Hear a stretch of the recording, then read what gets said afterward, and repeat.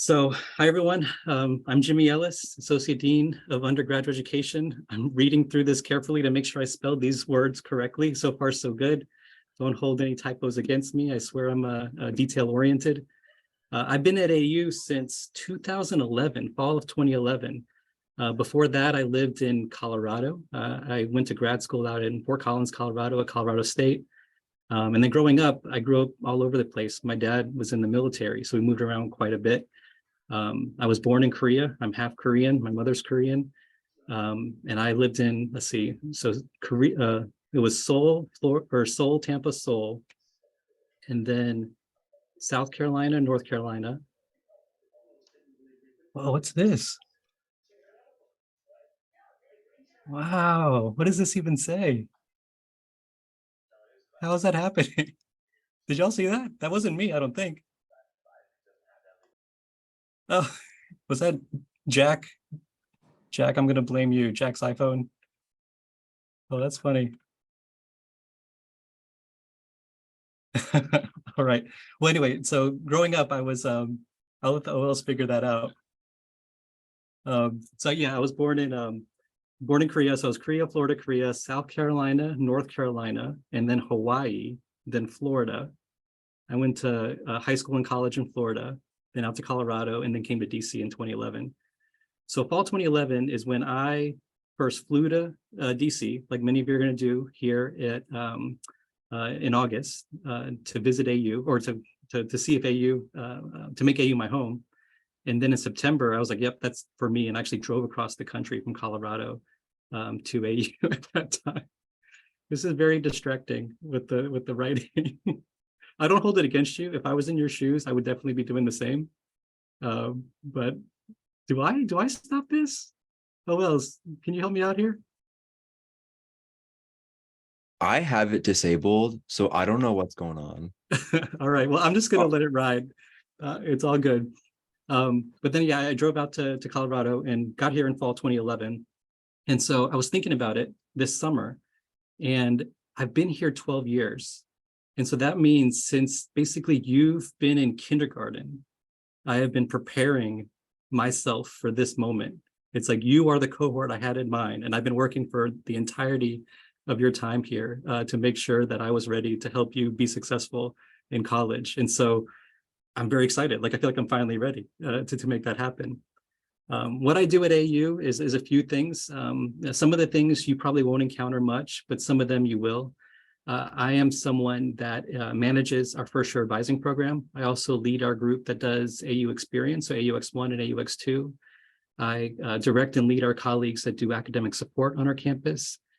I also do assessment and evaluation for our department.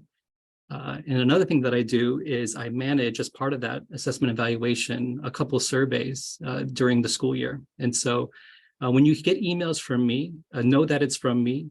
And they'll usually be on a couple topics. The first topic is going to be around registration, course planning, making sure you're set up and organized there. And then also at certain times in the year, I'm going to reach out to you just to get a little feedback about how things are going. We do that during the summer, right before you get here. And then where I put a lot of attention on and where I hope you'll be responsive, because I really am genuinely interested in how things are going so I can help and support and keep encouraging, is during between like the 4th and 6th week of classes, I'll send you an invitation to complete a fall transition survey that if you do that, I can get connected with you and provide you support at that time if you need it. I want to say that on behalf of my colleagues, like, we're so glad that you're here. You are a really talented cohort. As you can imagine, AU is a popular place to apply to. A lot of students desire to come here, and we're so glad that you chose us. We were thrilled to be able to choose you, and then getting those responses back from you about you deciding to come is honestly something that's very re-energizing and motivating every year that we do that. Today, I just wanted to walk you through a few things. One is just to reiterate for you what you should be doing now. They invited me to give you some tips and advice, which I'm going to be very happy to do. And then I also want to see if there's any questions that you might have, and we can address those at the end. We're going to cover a lot of ground here, and I hope it's useful. I hope you feel like this is a nice bridge between kind of the hustle of post May 1, getting everything in order, and then now the transition to starting to get ready to come to AU. So hopefully it meets that goal for you. All right, so let's just jump right into it. What should you be doing now? The first thing I want to say is just to celebrate and to breathe. Take a breath and enjoy. You've accomplished a lot since May 1st. You've been running since then. You let us know that you're coming. And something that I've noticed and I always appreciate from you all is that starting in May 1st, around that time, you're really managing two streams of attention. First is at high school, making sure that you close out your high school experience the way that you want to, that you're able to graduate, be with friends, be with family, be with your community. And while that is winding down, AU is reaching out to you saying, hey, I need your response when it comes to registration. I need your response when it comes to housing, pick a roommate, select your classes, and et cetera. And I know that that's probably been very difficult at times. And I want to thank you for being willing to step up to that challenge. You are through the tough part of it. At this point, I checked the numbers today. Over 80% of you are registered successfully for the fall term. That's amazing. You are doing a good job connecting with housing to make sure that you have that set up. And so you've done a lot of great work. But know that it's been tough. And I know that it's been tough. And I hope that throughout that, you have been staying present, staying focused. And now that you have a little bit of space and room, I want you to celebrate. I want you to breathe. I want you to take a moment. The reality is that you are embarking on a pretty serious transition right now. And I think a lot about transitions. Transitions are a big part of moving through college. The transition from moving from the summer into your first semester to your second year, and then all the way through to when you leave AU as a graduate. And in each one of these transitions, I always try to emphasize to students a few things, is that when you go through transitions, you're going to feel I think kind of three categories of emotions as you go through these experiences. The first is going to be one that I call new beginnings. It's this sense of excitement and enthusiasm for what's to come. And so for some of you, you might be feeling that right now. Another feeling that you'll maybe come across is one of letting go, a sense of loss. That while maybe you see some other people being excited around you, you're really thinking about, what you're leaving in your home community, in your high school. Sure, you should feel excited, but you're feeling a sense of loss. And that's that feeling of letting go of some of that stuff as you look towards what's next. And then one that's, I think, often missed that I want to reiterate to everybody is this neutral zone. That sometimes you don't feel excited, nor do you feel kind of sad and that you're letting go of something. You just feel kind of in the middle. And for a lot of students, there's a lot of that during the summer. And I want you to know that that's a completely valid feeling. In fact, it's natural. The thing about transitions too, thinking about those three different areas, is that it's never quite aligned exactly right. Meaning how you're feeling is not necessarily how your friends are feeling or how your family's feeling. And in fact, when you're feeling excited about going to AU and you're wanting other people to be excited about that too, you might be getting from your friends and family a real sense of loss. Like, I'm going to miss you, I'm going to miss you. You're like, wait a minute, like, that's not how I feel. I'm feeling excited. But then later on in the summer, they might feel really excited. I'm so excited for how hard you work to get to where you're going to go. And at that point, you're like, shoot, are you trying to shove me out the door? Like, are you trying to get rid of me? You're feeling a bit of letting go. And so there's that mismatch that'll happen all summer. And I just wanted y'all to know that that's going to happen. And it's going to feel that way throughout the summer. That's why when I write to you in these conversations, I really want to emphasize to you that that you have time, you have space. I want to give you comfort and assuredness that you're going to be okay, that all these feelings are okay. And it's all building towards your next step in that transition. And so, take that time to breathe, to celebrate, and then understand that, transition is going to have those various components. So as I tell you to kind of go slow and calm and breathe and all that kind of stuff, I stand by that. However, because I care so much about making sure that you are doing what you need to do to be really prepared to be successful when you're here, I did want to reiterate a few things that I want you to keep in mind. So right now, here's a checklist, which is like so counter to the previous slide, so forgive me, but like there's no better way for me to share this information with you. Here are things that I want you to keep in mind now. One is check your AU email often. I've worked with a lot of you who surprisingly are entering and accessing your AU email just recently. And we've scrambled and gotten you ready and gotten you on track. But make sure to check your AU email often. If you have been receiving AU communications to your personal email, know that that's going to dry up pretty quickly. Pretty soon, you're no longer going to get anything from us to a personal email account. And in fact, it's probably already happened that that's the case. And so please check your AU email. The other thing I want to mention here is that sometimes students access this somehow through Gmail. And I think it's because in the past, AU has used Gmail as their email system. If you are accessing email or AU email through Gmail, know that that is a big no-no. In fact, you might be surprised that when you go in there, there's nothing in there. Why? Because if you access it that way, which I'm telling people that I work with in OIT, which is information technology, to like shut that down, you can send emails out, but you're not going to get anything in. So you must do it through Outlook. And so that's mail.american.edu. It'll prompt you to log in with your AU password or AU email and password, and you'll get right there into that system. So just keep that in mind. Of course, I've been talking to you about course registration. You know, at this point, I need all students to be above 12 credits via student planning on Eagle Service that you're registered for that amount. The reason why that amount is so important is that's full-time status at the university, and we require all students in the incoming cohort to be at full-time status when they're enrolled at AU. If you are part-time right now, that's okay, right? I understand why that might be the case.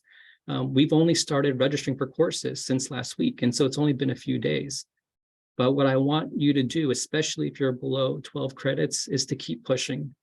You know, right now it can probably feel frustrating because you're like, I can't find another class. Well, that's when just keep the communication up. You know, contact your advisor, describe your situation. If your advisor is ever, you know, unavailable or is out of the office for a bit, know that I'm putting myself out there. I'm going to be accountable to you to help you out as well. Okay, so know you can always reach out to me. I guarantee that, especially during the summer. As you're going through this. So make sure you're pushing to get above 12 credits. That's essential. Where do most students land? Most students land between 14 to 16 credits. If students were to ask me, hey, how many credits should I be in? The kind of ultra conservative approach to registering for classes in your first semester that I would advise is to be in 15 credits or more.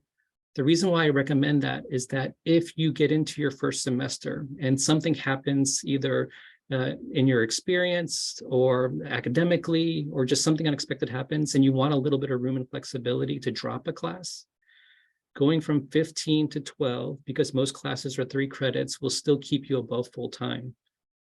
And so I think a very conservative approach, maybe a very proactive approach, would be to try to get to 15 credits or more. I wouldn't stress out about that though, because most students don't need that breathing room. You're going to engage in your 14 credits, 15 credits, 16 credits, or 17 credits, and you know, nearly all students will finish with that amount of credits.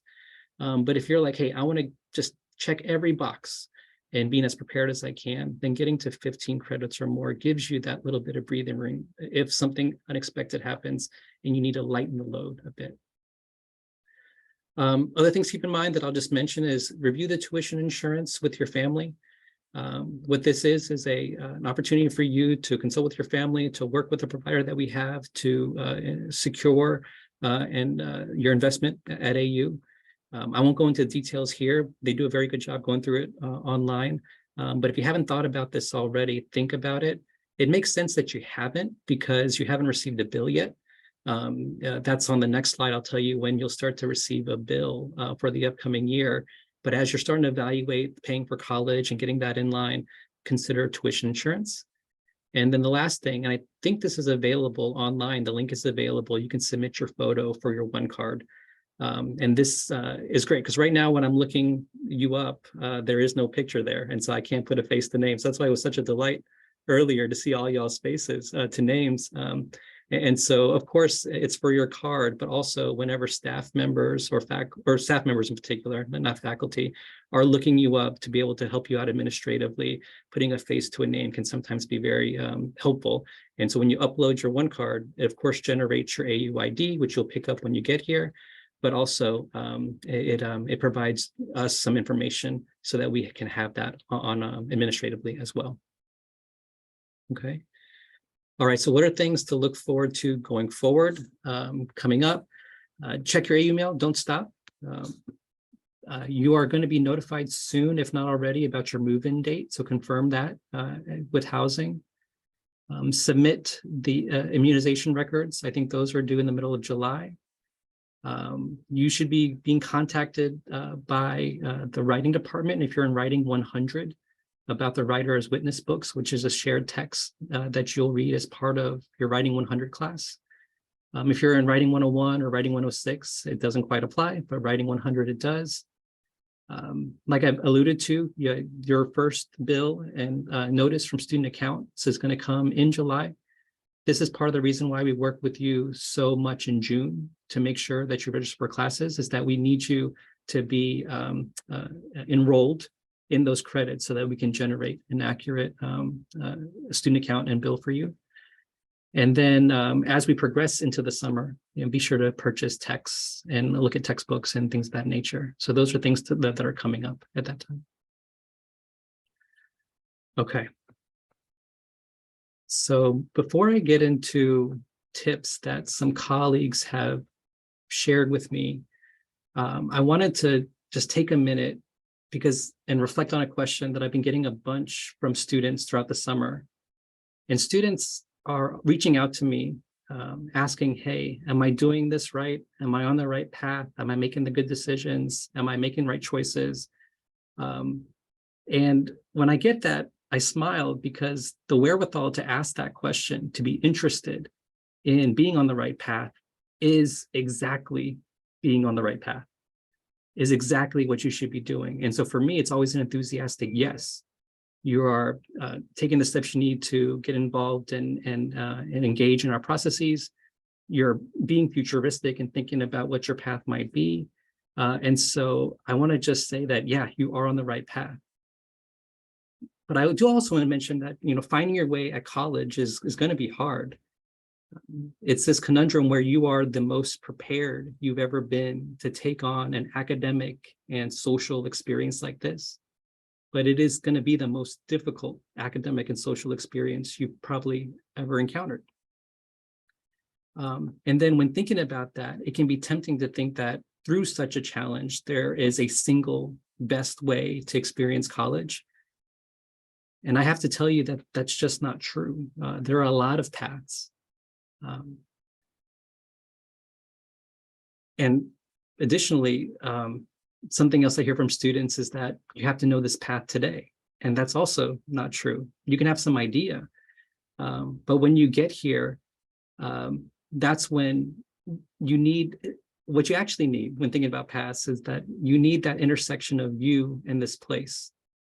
And so while I think it's great to think about this question over the summer, I want to be realistic that there's only so much you can do with this question until you're here. And so when you think about it, know that your path is going to be you dependent, AU dependent. It's going to require that context and intersection in order for them to make that happen. And then know that AU has not organized so that there is this like one elevated path through the American University experience.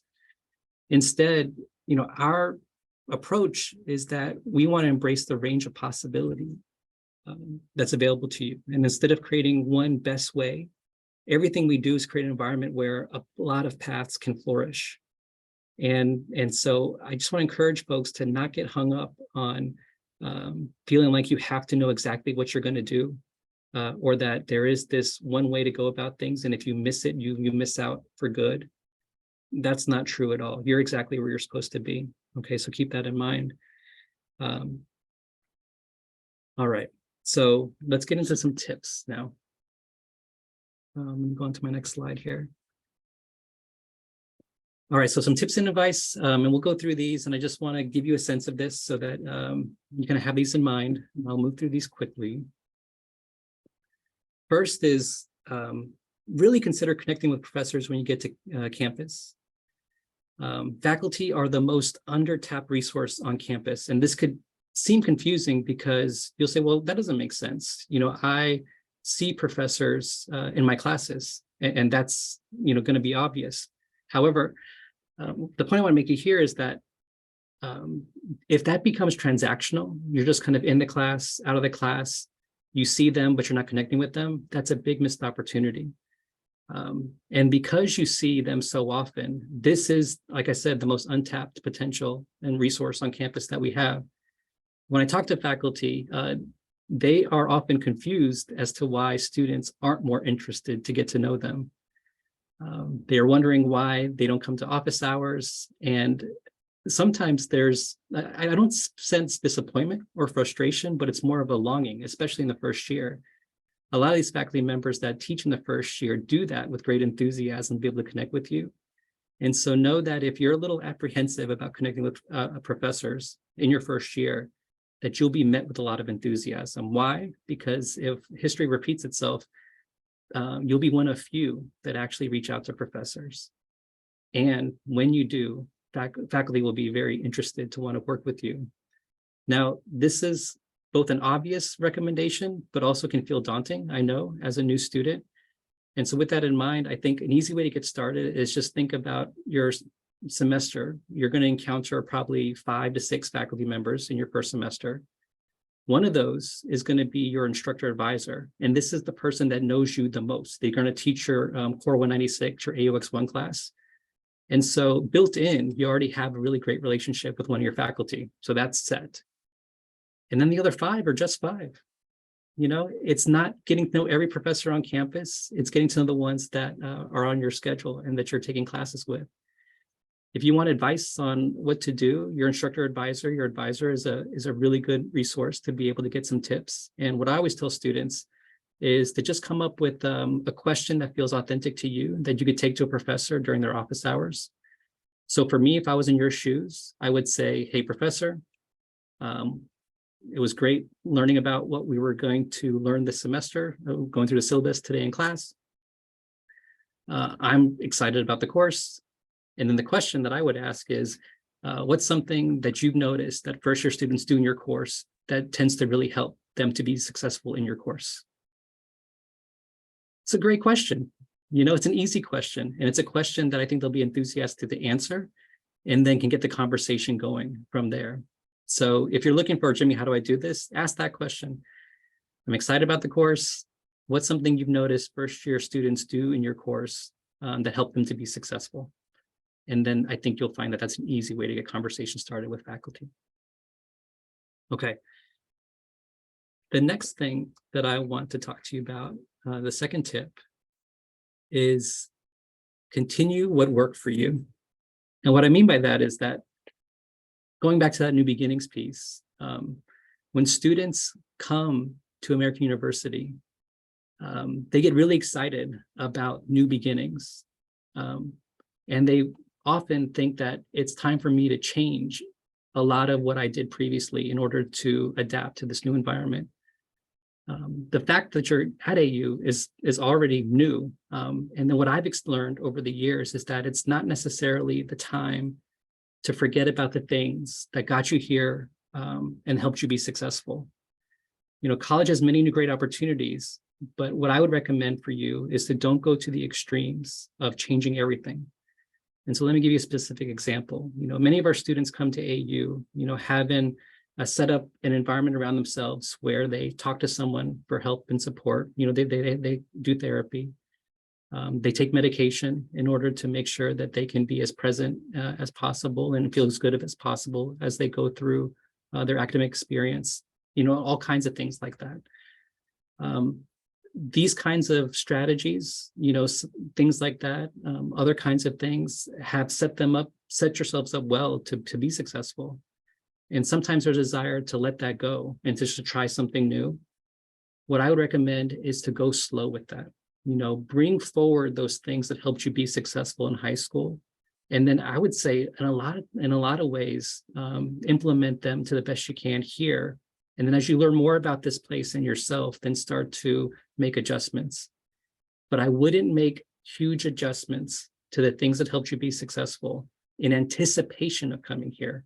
Learn about this place first and then make those adjustments. And I think you'll be better off. So zooming back out, questions that I would ask myself if I were in your shoes is, what are things that you've done for yourself that helped you to be your best? Whether that's physically, for some of you that's mentally, others of you that's spiritually, whatever those kind of things are, think about those. And then I would say make thoughtful choices about how to make those things happen for yourself here at AU. And for you, I want your action item to be just to identify those things. And then in July and August, maybe reach out to your instructor advisor, your first year advisor, and say, hey, I've identified these 2 or 3 things that have worked really well for me that I use in order to feel really good from academics and for life. What are ways that I could do that at AU?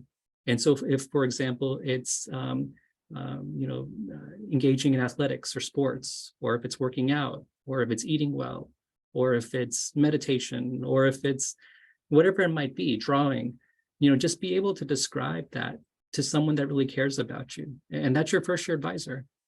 And then ask their help. And those are the conversations that they're really hungry for. Remember, your first year advisor has a caseload of only 76 to 80 students. And that's different than what you might see at other universities where caseloads can be 300 or 400 students.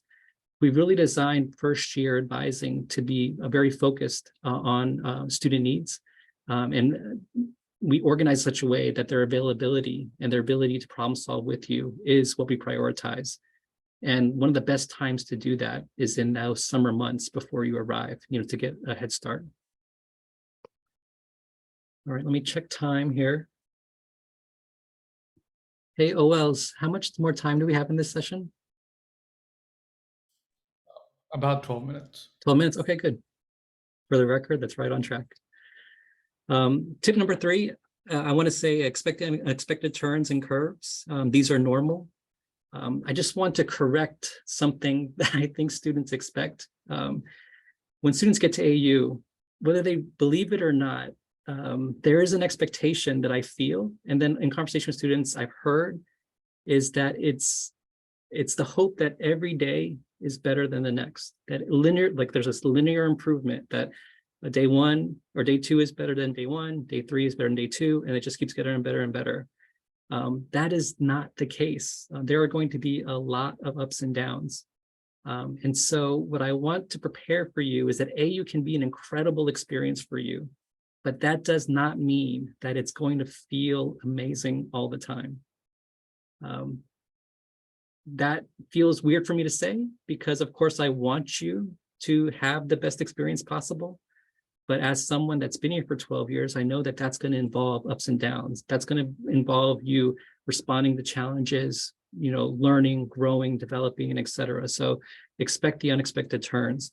What we find is that, in week 1 or even the kind of pre-arrival week, there's almost a sense of euphoria. And in fact, when I survey students during this period, I ask a bunch of questions, but one of the things I ask is there's a free response area about what they like best about college. And the most frequent response that I get is freedom and independence, often in huge, all caps. It's like freedom, it feels like it's yelling at me, that those are things that are really exciting that the students are experiencing. What we find as students progress, though, is that kind of heading into week 3 or week 4, there is a kind of debt to be paid for the enthusiasm of the first couple weeks. Often I see this in sleep deprivation. And so students are just tired, worn out, and they need to get to good sleeping habits. And then the other one is a homesickness around week 4 or 5.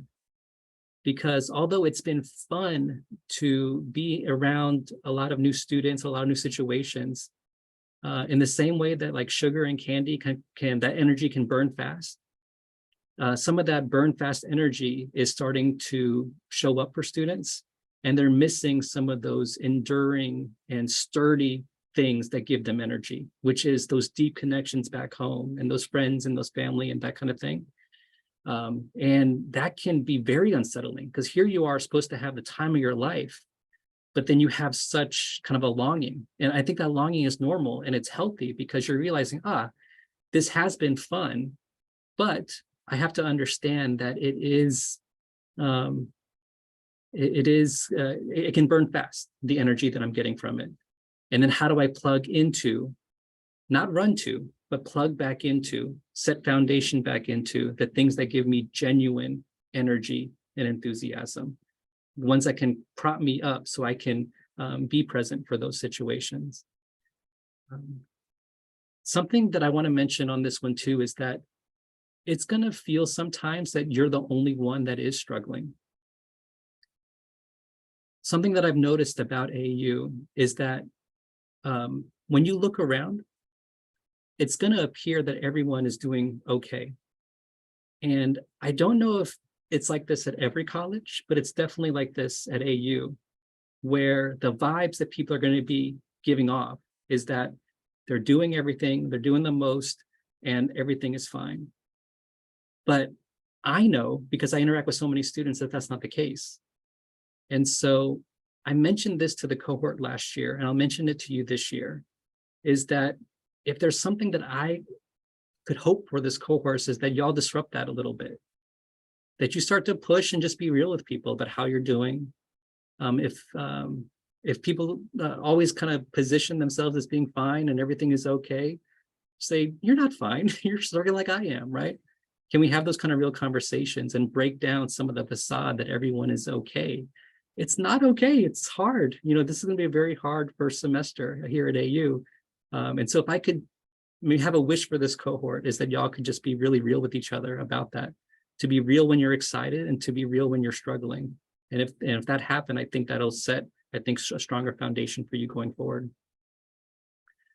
Some of the challenges that you might experience are also going to be academic, which is going to be a huge surprise for you, because you are like primed, optimized, athletic or academic athletes at this point. But by the 6 week of classes, I've been asking this question for a few years. I can't do this for you because there's so many of you here, but if you were to guess how many students were saying they were struggling at least in one course, just think about that in your mind, what that might be. Over the years, this has been like 30 to 40% is what people typically say, but it's actually 60%. So 3 out of 5 students, 6 out of 10 students are struggling in at least one course by the 6 week of classes. I think this is underreporting, because there are some students that have no idea how they're doing. And in a couple of weeks, they're going to find out. So this is actually higher. There's some, I think, being naive here about the struggle. So know that it's completely okay. And in fact, about 30% of students are struggling in 2 or more courses. And again, that can feel very surprising, especially how strong academically the incoming cohort is. When I ask students about the steps that they're taking, I see some interesting things, and I'll just pop them up here. 84% of students are doing the homework. So that's always the advice of just make sure you're taking those steps to complete your homework assignments. 65% are completing the readings. That's another one where, like, okay, that's 35% of students that are struggling a course. Draw that line of doing the readings might help you there. And then where I want to draw your attention to is the last 2. Only 20% are consulting with their professor, and only 20% are seeking academic support. And the reason why I want to draw your attention here is that when students struggle at AU, what I find is that they kind of go into themselves and work really hard behind the scenes, almost when no one's watching, right? Okay, I'll do the homework, I'll complete the readings, I'll do that. And going back to my last slide, I would love for you, when you're struggling, to make that public. Tell your professor, I'm struggling with the material. Seek out academic support. Make it a social thing. You know, make it involve someone else. You're going to feel that urge, I think, to revert in, to really work hard independently, I'd say, of course, do that, right? That's good, right? I think that motivation is good, but then also encourage you to let someone else know. And I think the best way to do that is let your professor know, and then consult with academic support. And for academic support, that's one of the resources that I want to mention here. Use your resources support. Something I want to mention about these offices, you'll come across them, you'll be emailed by them. In the same way that I'm a real person, there are real persons behind these resources. Please connect with them.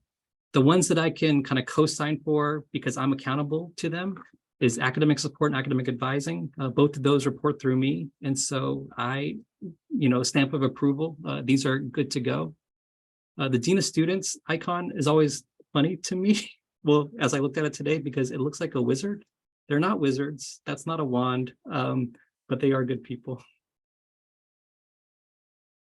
About academic support, I want to spend a minute there. At AU, we do separate academic support into two categories. The first category is the circle academic coaching. Academic coaching is provided by professional staff members on our campus, and they provide one-on-one academic coaching to students. And importantly, it's not on a discipline or a subject, but it's in the process of being a really good learner to do well from an academic skills point of view. I always want to hype them up because I feel like this is one of our best resources on campus. And I encourage students to proactively seek them out for support. And in fact, if you were wanting to, you could even connect with them, once you get a good sense of your schedule, to get a game plan about how you might think about your first few weeks. Like, they are good for that. Of course, they're also good for when you struggle. So you get you struggle in reading for class, taking an exam, things of that nature, so they can help in those regards as well. One of the things that they're really great at is time management. And so what they've done, and I've learned a lot from them over the years, is that students often describe themselves as being procrastinators. And you might even describe yourself as being a procrastinator. What they have done is they've broken that down into two things that you can do something about. They said that procrastination is really about two different things. The first is task initiation, getting started on a thing that's important for you to do. So instead of saying, I'm a procrastinator, what do I do? They say, no, you're a person that right now is having trouble initiating a task that you want to get done. And guess what? There's great ideas about how to do that. The other side of it is task motivation. You've identified the task, you've gotten started on it, but then how do you stay motivated on the task? And they do a great job with that as well. The other services that you see there are all the ones that flow through my office. These are all peer-led supports. And so the peer-assisted student support is our tutoring lab. The Writing Center helps students write across all disciplines. The Math Stat Lab offers statistical software support, stat support, math support, both online and in person. And supplemental instruction provides embedded academic support in our most challenging courses. So you don't have to seek it out. It's already in there in our toughest courses that we've identified over the years. All right, and then I'll end with this one here, getting involved. I know that's on your mind. Here are my 3 tips about how to think through involvement. It can feel overwhelming. Someone told this to me when I was going through college, and I'll share it with you. They said, hey, break it down like this. First, identify something that connects to what you're passionate about academically, and then get connected there. Second, forget all that about academics. Find something that's pure fun, that speaks to something that just gives you just joy, that you love doing. Get engaged there. And the third one, and this is one that I think resonates with a lot of AU students, and it sure did for me when I was in college, is find a way to feel like you're giving back to the communities that you care about. And the good thing about AU is that when you scan the opportunities, you're going to see those opportunities out there as well. And so something academic, something that's pure fun, and something that feels like you're getting back, I think it'll make the involvement idea very easy to move forward. Well, shoot, I think that's our time. Sorry. It was very nice hanging out with you. I hope that was helpful.